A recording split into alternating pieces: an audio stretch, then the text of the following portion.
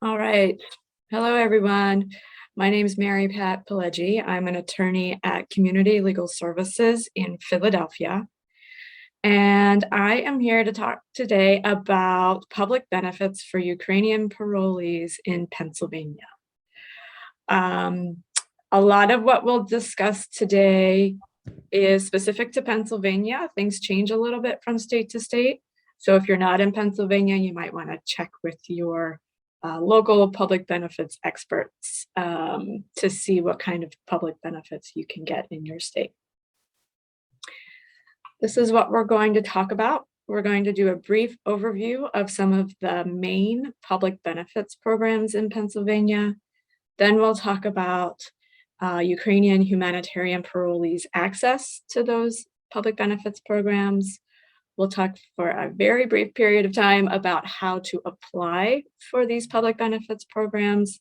And then I'll give you a little bit of information about how you can get help if you apply, but you are denied for any of these public benefits.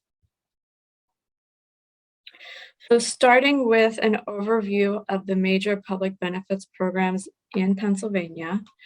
Starting at the top, we have a program called SNAP. That stands for Supplemental Nutrition Assistance Program. And this is money that you can use to buy food. Next, we have cash assistance programs. This is cash. So it's money that can be used to make a wide range of purchases, from paying rent, buying clothes, paying utility bills, buying personal items. There are three major cash assistance programs that I will talk about today. The first is called Supplemental Security Income. Usually we call this SSI. Then there's Temporary Assistance for Needy Families. We often refer to this as TANF. And then there's the Refugee Cash Assistance Program. And then last, but certainly not least, is the Medical Assistance Program. You will sometimes hear people call this Medicaid. And this is health insurance that you can use to pay for doctor's visits, medicines, hospitalizations, and other healthcare. So a little bit more about each of these programs, a real brief overview of SNAP, which, remember, is the program that you can use to help you buy food. The income limit for this program is 160% of the federal poverty level for most people. And that FPL on this slide stands for federal poverty level. I'm going to talk in a few minutes about what the federal poverty level is. But for now, I think it's enough just to know that there is an income limit. So you can't have more than a certain amount of income in your household every month if you want to get SNAP. So it's 160% of the federal poverty level for most people, but that goes up to 200% of the federal poverty level if there's somebody in your household who's disabled. The SNAP grant amount changes a little bit from person to person. So the amount that you can get changes depending on how big your family is, how much income you have, and some of your expenses, including like rent or mortgage or childcare. So the amount changes from person to person, but right now, as long as the COVID public health emergency stays in place, everyone is getting at least the maximum grant amount for their household size. And I put on the right side of this slide the maximum grant amounts. So a family of four, the maximum amount that they can get is $835 a month. And every family of four is getting at least $835 a month in SNAP while the COVID public health emergency is in place. Next, an overview of SSI, which is Supplemental Security Income. This is a program run by the Social Security Administration. So this is a federal program. And it's for people who have little to no work history in the United States and who are either over age 65 or over, or disabled, and who have low income and low assets. So these amounts at the bottom, on the left, you'll see the cash grant amounts that a single person can get and that a married couple can get, and then the asset limits for single people and for couples. So there's both an income limit and an asset limit for SSI.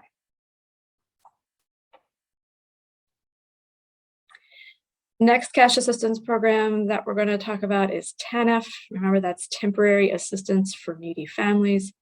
This goes to families that include children that are related to the adults.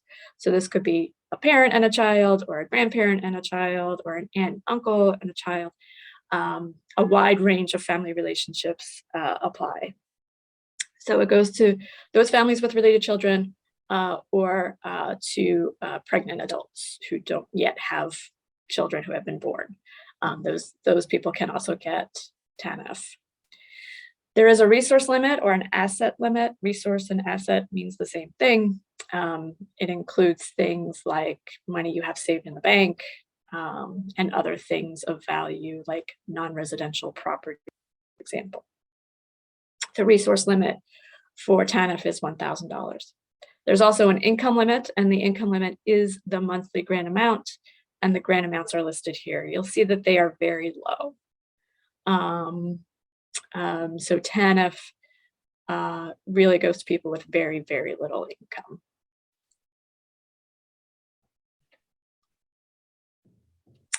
Refugee cash assistance, it goes to people who have a refugee immigration status in the United States, or some refugee-like status, and that includes humanitarian parolees from Ukraine.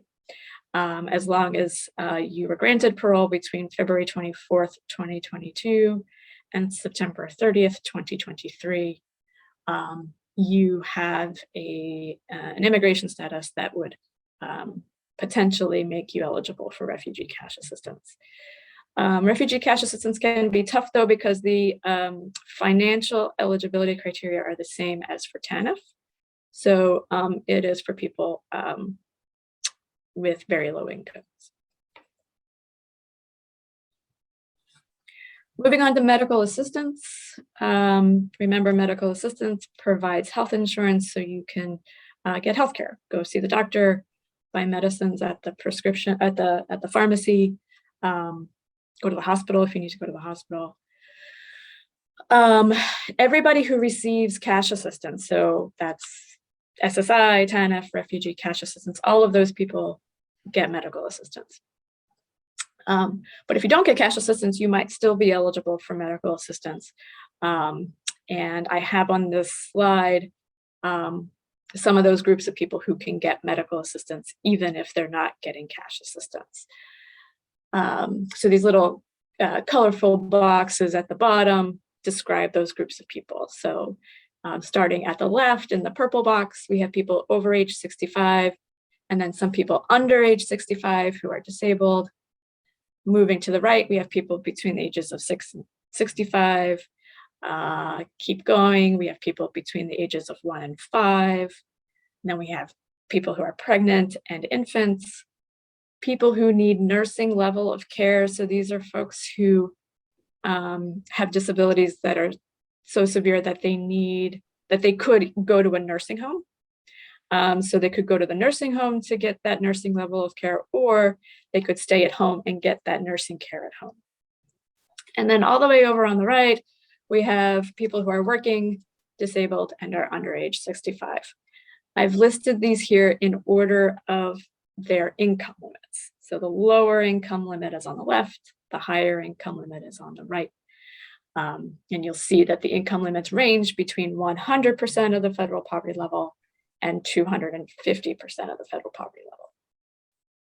Now, I promised to tell you a little bit more about this FPL, this federal poverty level, and this next slide does that.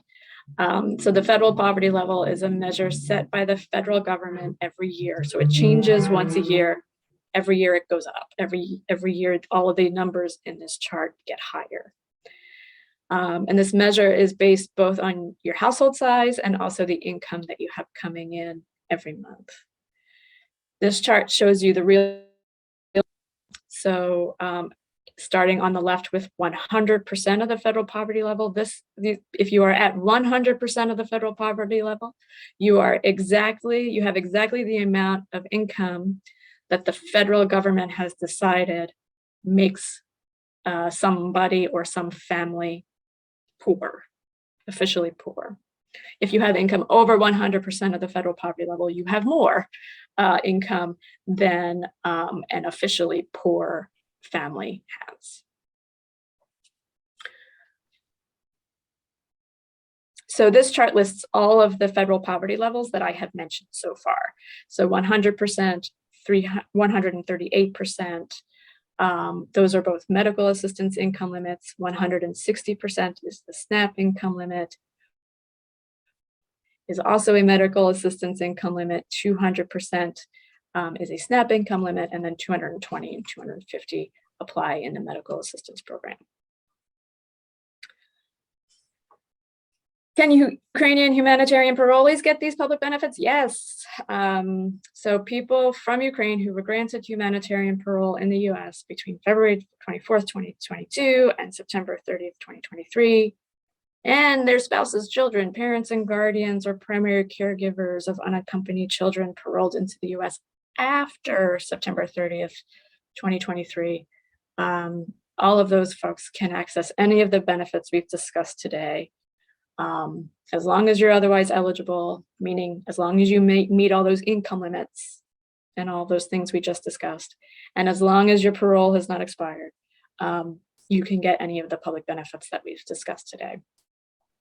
A small little note about SSI, there is potentially this 7-year limit that might apply. So if you think you might be eligible for SSI, you should apply early.